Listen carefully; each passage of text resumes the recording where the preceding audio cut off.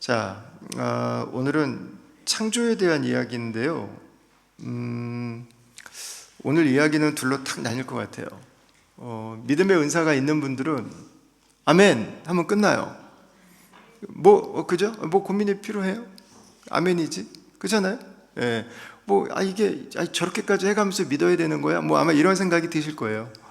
근데 또 우리 시대 여러분들이 과학을 공부를 하셨든지 아니면 우리 시대 이러한 여러 창조에 대한 담론들에 대해서 조금 더 사색적이시고 질문이 있으신 분들은 이게 성경이 이게 이렇게 기록되어 있는 게 있는데 우리 시대 얘기하는 게 이게 도대체 어떻게 돼가는 걸지 아마 고민이 좀 있으실 것 같아요. 혹시 나는 다 믿는데 굳이 이걸 이렇게 목사님 구구절절히 이렇게 얘기를 하셔야 되나, 자꾸 졸음이 온다 하시는 분들은 주무셔도 돼요. 그냥 푹 주무세요. 괜찮으니까. 근데 만약에 여러분들께서, 사실 저도 좀 준비하면서 아쉬웠던 부분은 한 1시간 반 정도 있으면 좋았겠다.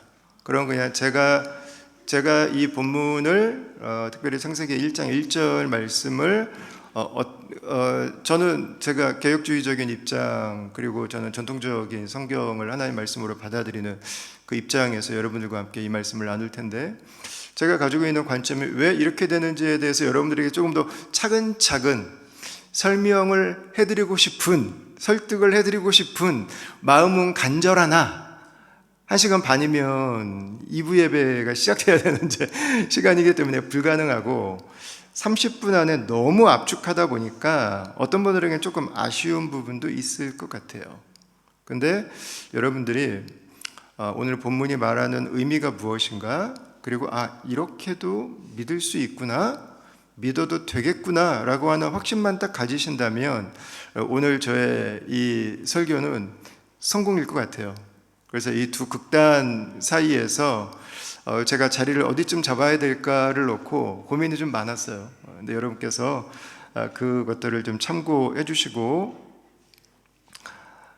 우리 특히 순장님들은 제가 순모임 그 교환을 일부러 만들지 않았어요. 이게 갈래가 너무 많아서.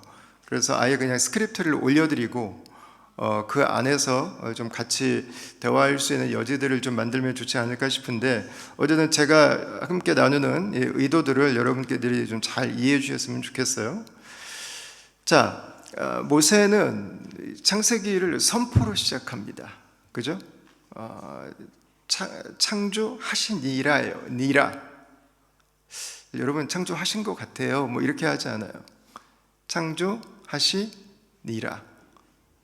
조금 더 자기소개도 좀 하고 천천히 좀 가면 좋겠는데, 그냥 모세는 그냥 처음부터 한 달을 그냥 딱 때리고 시작하던 것 같아요. 왜 이렇게 할까? 이게 오늘날 시대에는 또 여러 가지 복잡한 것들을 많이 만들어내고 있죠. 실제로 한국에 있는 교회 다니는 청소년들 3,000명 정도한테 설문을 했어요. 여러분들이 학교에서 배우는 교과 내용과 교회에서 배우는 내용들 중에서 가장 큰 괴리가 있는 것은 뭔가요? 가장 큰 차이가 있는 건 뭔가요? 1번이 창조와 진화였어요. 60몇 %가 그 얘기를 하더라고요. 그러니까 이게 우리가 살고 있는 이 시대에서는 쉽지 않은 부분이라고 하는 거예요. 근데 성경은 하나님의 존재와 하나님의 창조를 논증하려고 애쓰지 않아요. 브루스 월키가 얘기하는데, 이 모세가 창세기를 기록한 목적은 하나님의 존재와 하나님의 창조를 논증하는 것이 아니라 하나님의 주권을 드러내기 위해서다, 이런 얘기를 하거든요. 근데 이게 여러분 모세 입장에서는 어렵지 않아요. 왜냐하면 자기 태어나자마자 죽을 뻔했는데 살았죠? 물 위로 졸졸졸 떠내려가다가 얼마든지 빠져 죽을 뻔했는데 살았죠? 그러니까 그의 인생, 이 떨기나무에서 나를 찾아오셔서 내 이름을 불러주신 그 하나님, 나를 통해서 이스라엘 백성들을 인도하신 하나님, 나에게 말씀을 주셔서 그 말씀을 기록하게 하신 하나님을 생각한다면요, 모세에게 하나님의 존재는 증명해야 될 대상이 아니에요. 뭘 증명이 필요해? 계신 분인데. 아니 뭐 이게 그렇게 어려운 거야? 아니 하나님이 살아계신데 왜 이걸 증명이 필요하지? 이건 아니 믿어야 되는 분이고 신뢰해야 되는 분인 거지, 이분에 대해서 뭐 이렇게 어렵고 복잡한 게 왜 필요하냐고. 아니 이분이 창조하신 게 당연히 맞는 건데 이거에 대해서 왜 구구절절히 설명이 필요하냐고요. 하나님은 살아계신 분이고, 하나님은 말씀을 주시는 분이고, 하나님은 자기 자신을 우리에게 드러내 보여주신 분이셨던 거죠.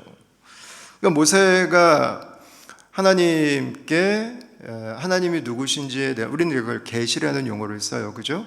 하나님이 누구이신지를 저와 여러분들에게 모세를 통해서 드러내 주신 것입니다. 그리고 하나님의 창조를 하나님께서 모세에게 드러내 주신 것입니다. 그 이야기를 저와 여러분들이 지금 성경에 가지고 있는 거예요. 그러니까 모세 입장에서는 이거는 증명해야 되는 내용이 아니라 선포해야 되는 내용인 거예요. 그 왜 선포를 하는가? 이스라엘 백성들 입장에서 보면은요, 400년의 영향력은 결코 작지 않습니다. 400년을 그 나라에 살았다, 딴 사람이 돼 있을 거예요. 이집트에 400년을 살았다, 세계 최강국이라고 믿는. 그러니까 미국과 중국에서 오신 분들의 그 마인드셋이랑 비슷할 것 같아요. 우리가 세상에서 가장 강성한 나라고, 우리가 세상의 중심이고, 세상 모든 나라들은 다 우리나라를 중심으로 돌아가고 있고, 그 암암리에 그 밑에 이렇게 깔려 있으시잖아요. 이집트가 그렇거든요. 그 이집트의 모든 것들이 영향을 줍니다. 영향을 받았어요. 그들에게 있어서 이집트의 상식은요, 세상의 상식이에요. 세상에 왜 존재하게 됐지? 이집트에는 창조 신화가 여러 개예요. 창조한 신이 여러 명이라고. 시대마다 다르고 도시마다 달라요. 근데 다 창조했대. 그 누가 진짜야? 거기서 끝나지 않잖아요. 그들은 나일도 숭배하고 태양도 숭배하고, 그들은 심지어 밀도 숭배하고, 그들은 그들이 주변에서 만날 수 있는 것들을 막 숭배하고 살았다고. 그 창세기 1장에서 하나님이 창조하신 것에 대한 리스트를 첫째 날부터 이렇게 여섯째 날까지 쭉 기록해 놓잖아요. 그 기록해 놓을 리스트가 이집트 사람들에게는 의미가 달라요. 우리가 볼 때는 하나님이 창조하신 것들의 리스트인데, 이집트 사람들이 볼 때는 자기들이 숭배하는 것들의 리스트를 거기다 갖다가 써놓은 거예요. 그들은 신들만 만들어서 세상을 창조한 여러 신들을 그들이 창조를 했어. 그리고 하나님이 창조하신 것들을 그들은 신이라고 지금 숭배하고 있어요. 이게 그들에게 뼛속 깊다고. 그들은 틈만 나면 이집트로 돌아가고 싶어 해요. 그 안에 살아가는 게 가장 편하거든, 익숙하거든, 다 젖어 있거든. 거기가 너무 좋은 거거든요. 그들에게 모세가 말하는 거예요.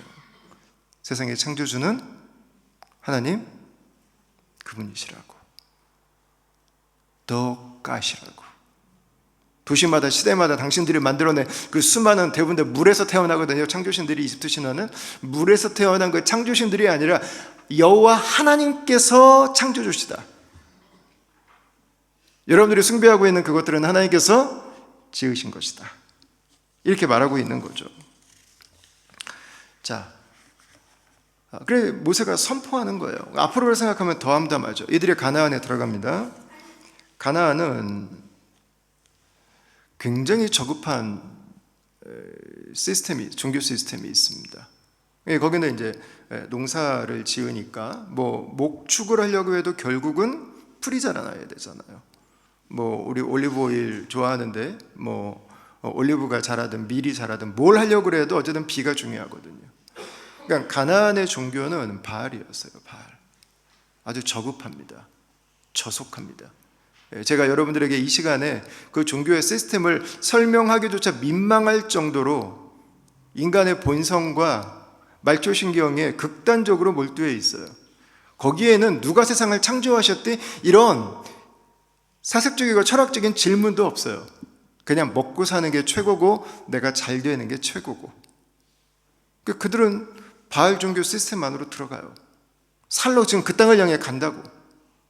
그 땅을 향해 가려면 그들의 마음이 분명해야 돼요.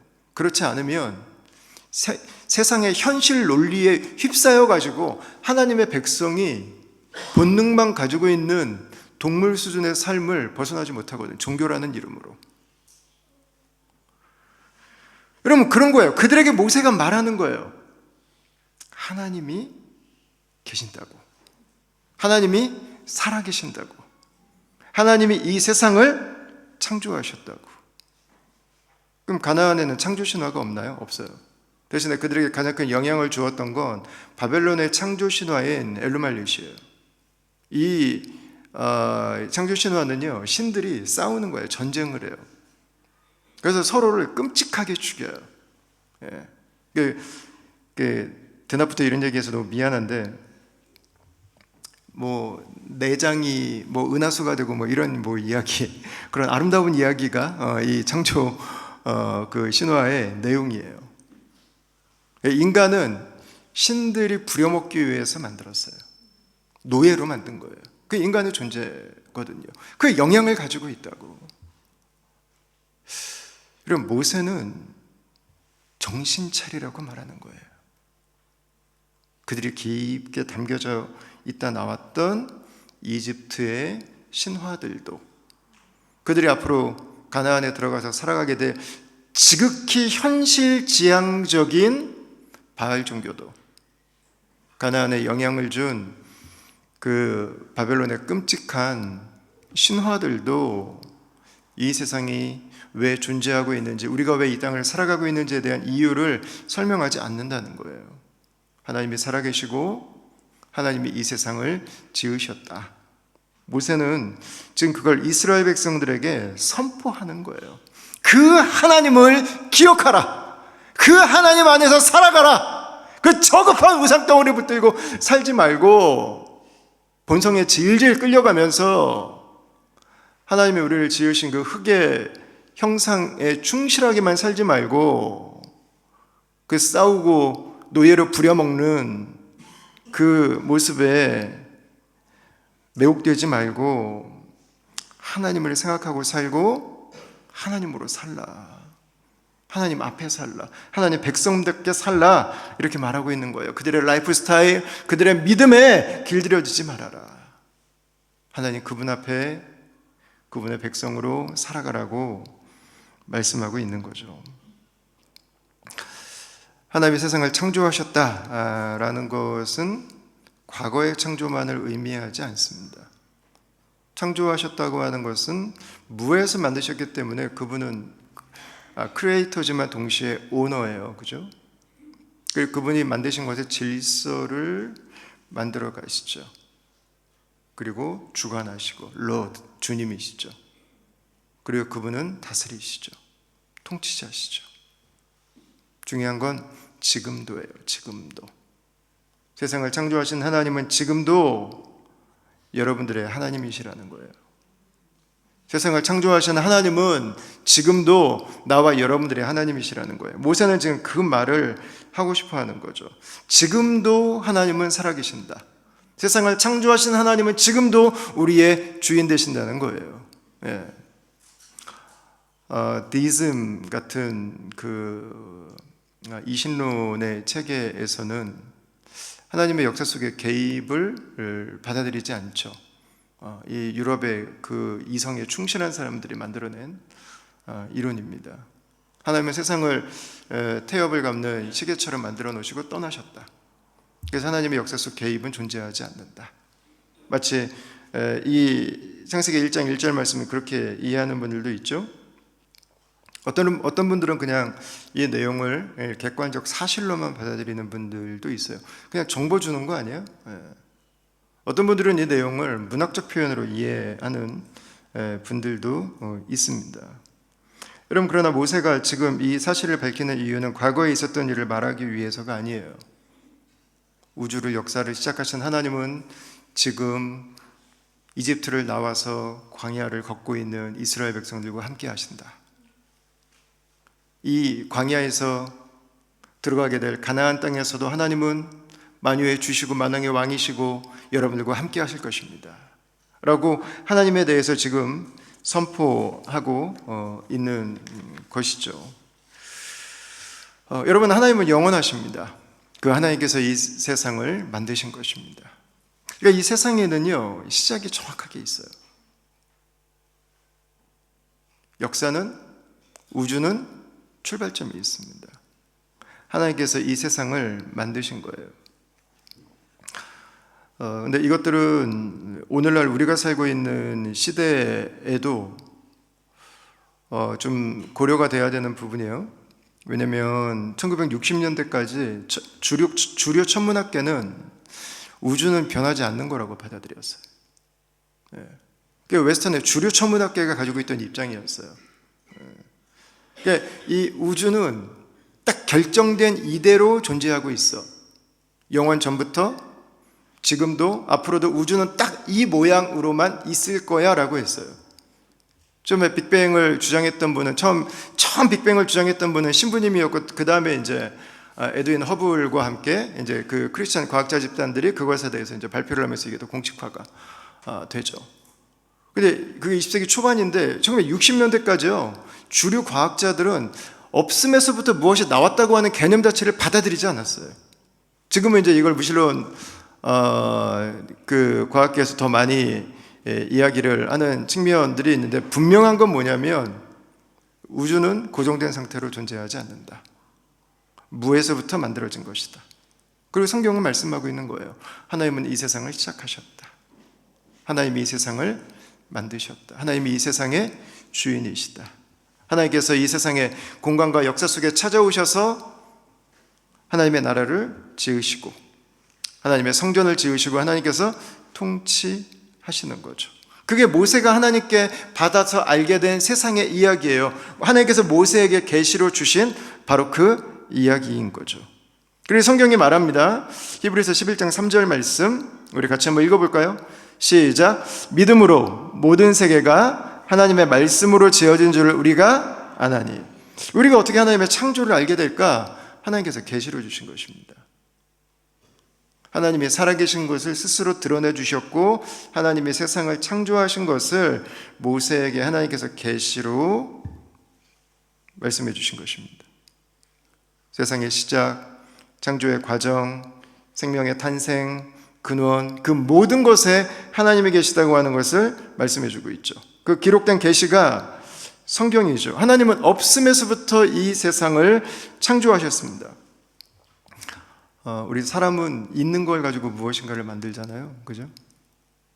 근데 하나님은 없는 것에서부터 이 세상을 만드셨습니다. 그게 차이인 거예요. 이런 이야기가 어떤 분들에게는 좀 실망스러울 수 있어요. 아니, 그러면 창조라고 하는 거를 이해함에 있어서 우리의 지성은 아무런 기여를 하지 못하는가? 저는 결과적으로 이해할 수 있는 부분들이 있다고 생각해요. 결과적으로. 그러나 저는 존 레녹스가 이 부분에 대해서 그의 저서들에서 했던 그의 주장을 저는 존중합니다. 존 레녹스는 과학과 계시는, 과학과 성경은 역할이 다르다고 이야기를 해요. 역할이 달라요. 과학은 how를 연구해요. 어떻게. 근데 계시는 우리에게 why를 말해줘요. why. 역할이 다른 거예요. 네. 어느 한쪽만 맞다고 말할 수가 없다고. 둘 다 있어야 되는 거라고. 우리가 이 세상을 이해하기 위해서는요, 계시라고 하는 렌즈와 과학이라고 하는 렌즈가 둘 다 있어야 되는 거예요. 두 개를 가지고 있어야 또렷하게 초점에 맞춰서 보인다고. 이게 눈이 안 좋은데 하나만 가지고 있으면은 한쪽은 흐리멍텅해지잖아요. 둘 다 있어야 되는 거예요. 여러분, 그래서 우리는 둘 다 존중할 수 있어야 돼요.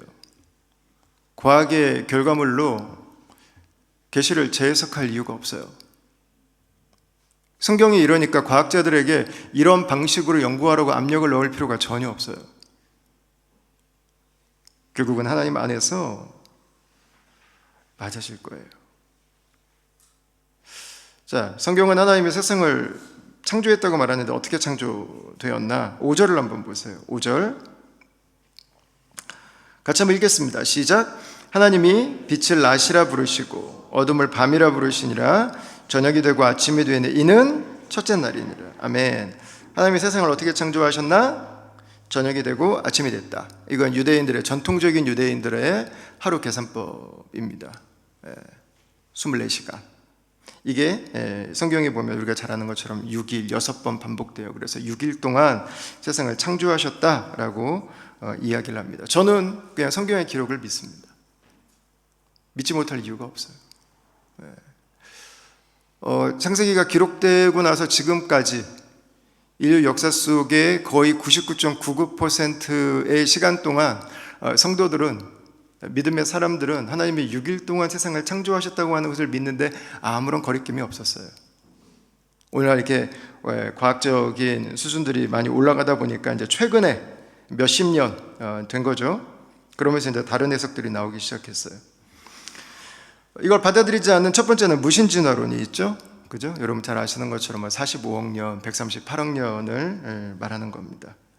하나님 없이 화학 반응, 물리 반응만 있던 세계에 갑자기 생명이 탄생합니다. 어느 날 어디에서 몰라요. 어떻게 몰라요. 탄생했어요. 오늘은 이걸 당연한 과정으로 받아들여요.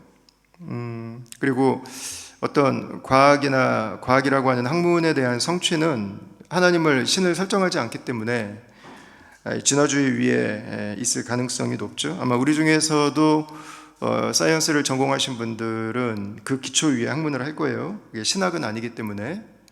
그래서 우리가 연구하는 것들이 충돌하는 부분이 분명히 있을 수 있습니다. 과학의 렌즈는 하나님을 생각하지 않습니다. 실증주의를 추구하다 보니까 그런 일들이 일어나게 되죠. 저는 개인적으로는 무신진화를 받아들이진 않습니다. 왜냐하면 화학과 물리 반응만 있던 곳에 어떻게 생명이 태동할 수 있을까? 케미스트리와 피직스에서 바이올로지로 가는 거는요, 차원이 다른 이야기예요. 딴 얘기라고, 딴 얘기. 그게 어떻게 가능할까? 저는 상승진화를 믿을 수가 없어요. 양심적으로. 여러분, 귀가 안 들리는 분이 있다고 한번 생각해 보세요. 우리는 잘 들리는 귀를 갖고 있으니까 이게 너무 축복인데, 귀가 안 들리는 분이 있어요? 그러면 그분 귀 들리게 하는 작업이 얼마나 많은 연구가 필요하고 만들어 봐야 되고 테스트를 하고 그분 귀에 딱 장착했을 때 들리게 할 수 있어요. 보청기 하나 만드는 것도요, 보통 지적인 작업이 아니에요. 여러분, 눈알은 둘째치고 눈알은 고사하고 안경 하나 맞추는 것만 해도요, 이게 그냥 이루어지지 않아요. 보이게 하는 것 자체가 쉬운 일이 아니라니까. 의수, 의종 만드는 거 여러분 절대 쉽지 않아요. 생각대로 뭐 이렇게 손 움직이고 하는 거, 여러분 이거 뉴스에 제 기억에만요 몇십 년 동안 지금 나오고 있는 것 같아. 이제는 손가락이 움직인다. 이거 지금 몇십 년째 하고 있다니까? 그걸 연구하고 있는 학자들이 몇 명이고 그걸 만들고 있는 공장이 몇 개인데, 여러분 그게 쉽지 않아요. 근데 우리는 그게 자연 속에서 우연히 이루어졌다고 지금 믿고 있는 거잖아요. 저는 제가 기독교인이어서 그런지 모르겠는데요, 저는 하나님을 설정하는 게 저는 더 양심적이라고 생각해요. 아니, 저에게는 더 양심적이에요. 저는 더 합리적이라고 생각하고, 저에게는 그래요. 저에게는. 아니, 인공적으로 해도 그렇게 안 되는 것들이, 그 몇십 년이 걸리는 것들이 자연 속에서 아무 일도 일어나지 않았는데 상승진화로 해서 지금의 우리까지 온다고 하는 것을 저는 양심적으로 받아들이기가 너무 어려워요. 우리 주변은 전혀 그렇게 돌아가지 않고 있는데. 근데 이제 이 진화론적인 세계관이 훨씬 공고해졌어요. 그죠? 아주 단단해지고 있어요. 그 기초로 다 이 수십만의 수백만의 과학자들이 연구를 하니까 뭐 당연하겠죠. 그래서 이것을 우리가 버려두지 말자. 그래도 우리가 이것과 이해하려고 노력해야 되지 않을까, 대화해야 되지 않을까, 뭐 이제 이런 노력을 하시는 분들이 있어요. 그래서 믿음을 가지신 분들 중에서도 이런 분들이 있습니다. 그래서 이제 오늘날에는 유신진화를 주장하는 분들이 있죠. 유신진화라고 하는 건 뭐냐면, 하나님께서 창조의 일부 혹은 뭐 조금 저 레프트윙으로 좀 극단적으로 가면 전부를 하나님의 진화의 과정을 통해서 이 세상을 창조하셨다고 말하는 거예요. 저는 이 유신 진화에 대해서는 개인적으로 그분들의 노력을 저는 존중합니다. 우리가 믿는 게 맞아, 너네는 틀린 거야, 흥 하고 고개 돌리고 담 쌓고 있으면 안 되잖아요. 대화해야 되고 그들과 알기 위해서 노력해야 되고 우리의 믿음과 우리가 살고 있는 이 사회의 흐름 속에서 우리가 어떻게 함께 살아갈 수 있을까, 우리가 어떻게 조화를 이루려고 노력할 수 있을까에 대해서는 끊임없이 우리가 해야 되는 일이기 때문에 하나의 정답지가 있는 게 아니라 시대마다 계속해서 그 균형점을 찾아가야 되는 작업이기 때문에 여러분, 저는 너무 중요하다고 생각해요. 그러나 저는 유신진화를 적극적으로 받아들이진 않습니다. 왜냐하면 첫 번째는 하나님의 창조 능력을 제한해요.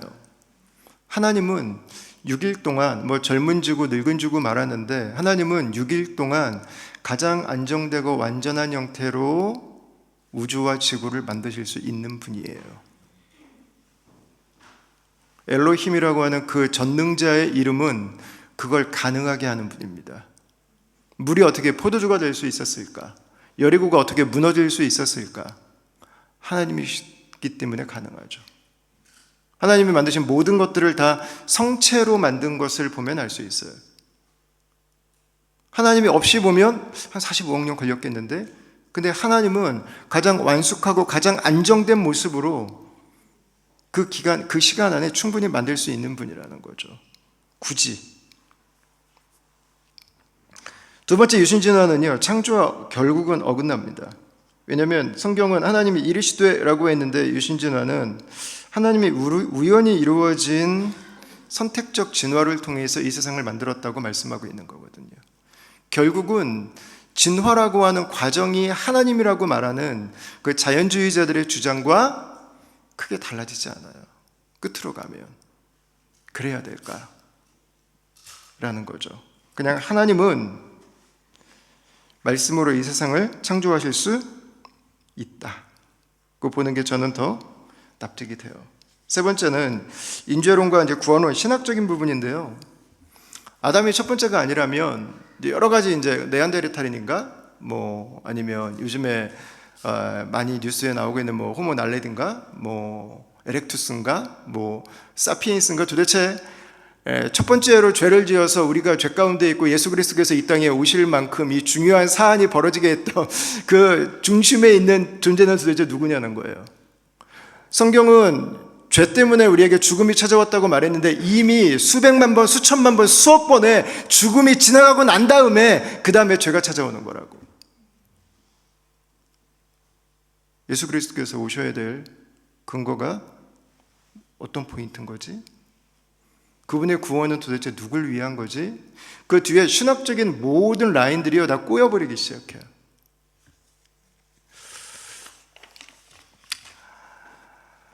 여러분, 성경은 아담과 하와의 창조를 말하죠. 죽음이 그들의 죄의 결과라고 말합니다. 그래서 저는 이 주제는 이론의 주제라기보다는요, 이건 진리의 이야기고요, 세계관의 이야기예요. 자, 이제 수습을 해야 돼요. 이제 수습을 해야 돼. 6분 안에 수습을 딱 할 테니까 역시 바짝 차리고 역시 믿음의 은사가 있는 분은 그냥 계속 keep going 주무시면 돼요. 자, 여러분, 저는 우리가 믿는 바를 분명히 해도 된다고 생각합니다. 그러면서 동시에 세상에 대해서 철벽을 치지 않아도 되고요, 세상을 다 사탄이라고 말하면서 총 쏘지 않아도 돼요. 저는 계시로 우리에게 주신 말씀도 존중하는 태도가 필요하고, 학자들이 그들의 일평생을 투자해서 그들이 발견해낸 결과물들에 대해서 저는 존중해야 된다고 생각해요. 하나님을 설정하지 않는 과학의 결과물들에 대해서 그들이 하고 있는 학문의 큰 흐름들이라고 하는 게 있는데, 그것에 대해서 우리가 일희일비할 필요가 저는 별로 없는 것 같아요. 함께 갈 수 있는 거예요. 여러분, 과학 이론은 100년, 200년마다요 트렌드가 바뀌어요. 달라져요. 지금은 이게 맞아라고 막 열심히 해서 막 평생해서 가는데 또 조금 지나면 또 좀 달라진다니까.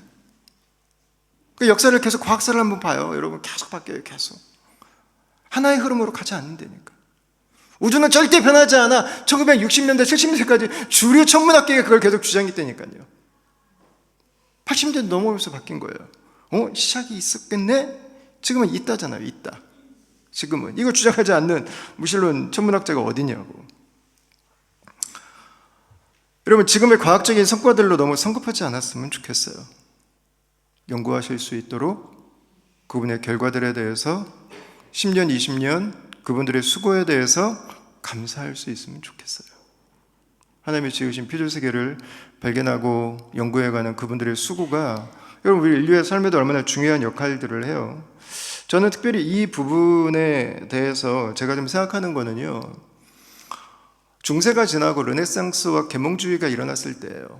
그때 사람들이 이제 우리가 생각할 수 있지, 맞아, 우리가 생각해서 논리적으로 쌓아가는 이 힘이 이게 엄청난 거야 라고 하는 환상에 사로잡혔어요. 그래서 이제 유토피아, 다가올 이 지상천국을 그들이 꿈꾸기 시작했고요. 그 다음에 그들에게 일어난 일이 뭐냐면 이성과 경험으로 우리는 이 세상의 리얼리티를 추구할 수 있다고 믿었어요. 중요하죠. 그러나 절반만 추구할 수 있다고 하는 것을 잠시 망각했어요. 그 시대를 보면 이해가 충분히 돼요.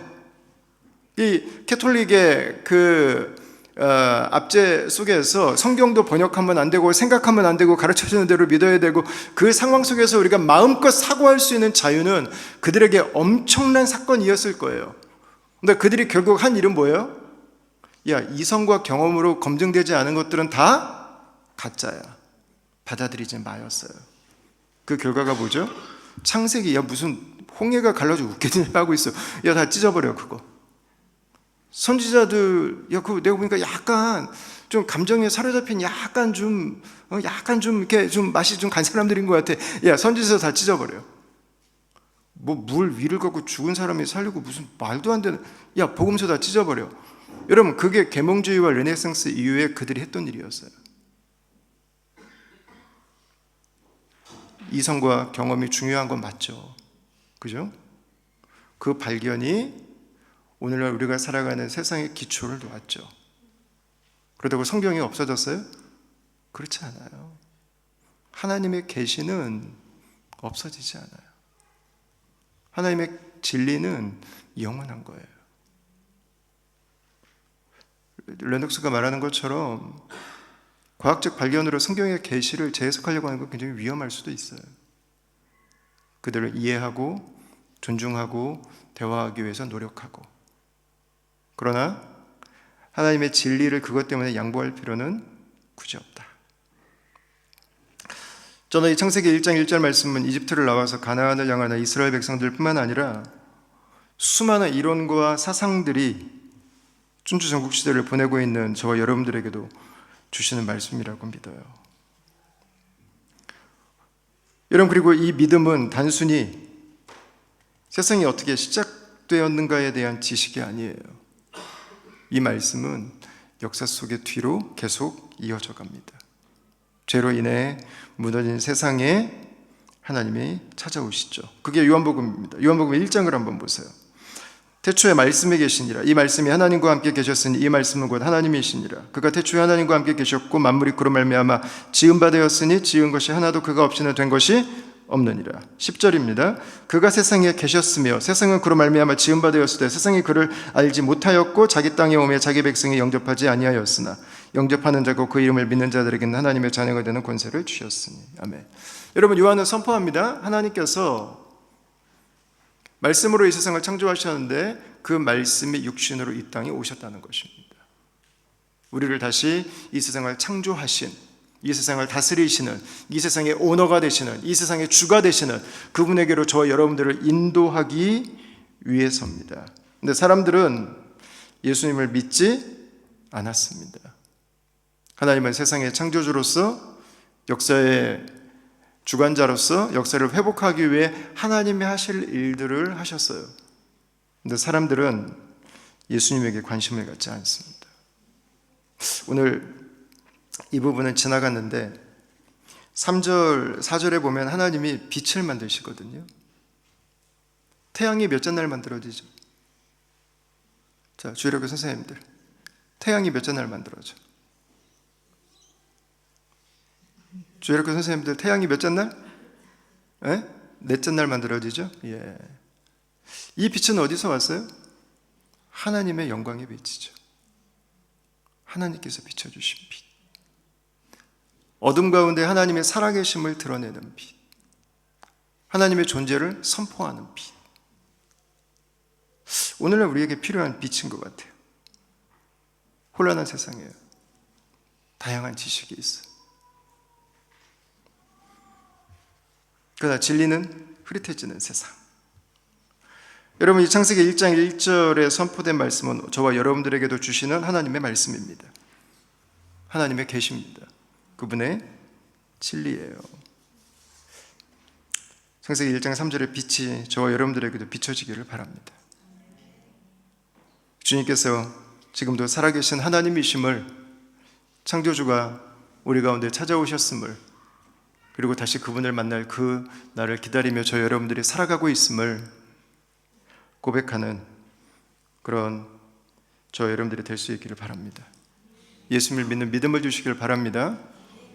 저희들에게 주신 계시와 과학을 사랑하는 그 마음을 가지고 우리에게 주신 일상의 삶을 하나님의 은혜 가운데 살아가는 진리의 선한 싸움을 싸우는 우리 다음 가족들이 다 될 수 있기를 주의 이름으로 축원합니다.